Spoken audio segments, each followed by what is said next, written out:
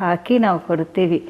ದೋಷ, ಸಕಲ ದೋಷ, ಸರ್ಪದೋಷ, ಕಾಲಸರ್ಪದೋಷ, ಆಮೇಲೆ ಮಂಗಲ ದೋಷ, ಮಾಂಗಲ್ಯ ದೋಷ, ಪಿತೃದೋಷ, ಸಕಲ ದೋಷಗಳನ್ನು ನಿವೃತ್ತಿ ಆಗುತ್ತೆ, ಖಂಡಿತ ಆಗುತ್ತೆ. ಯಾಕಂದರೆ ಮೂಲಿಕೆ ಎಣ್ಣೆ ಅಂದರೆ ಅಷ್ಟು ಶಕ್ತಿ ಇರುತ್ತೆ. ನಾನು ನಿಮಗೆ ತೋರಿಸ್ತೀನಿ ನೋಡಿ. ನಾನು ತೋರಿಸ್ತೀನಿ ನೋಡಿ.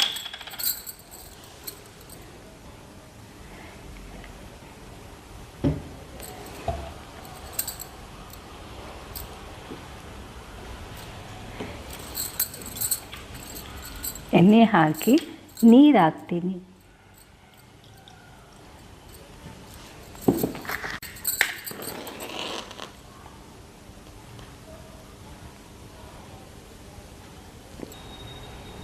ಸ್ವಲ್ಪ ನೀರು ಹಾಕಿದ್ರೂ ಆ ದೀಪ ಬಂದು ಪಟ ಪಟ ಅಂತ ಆಗುತ್ತೆ.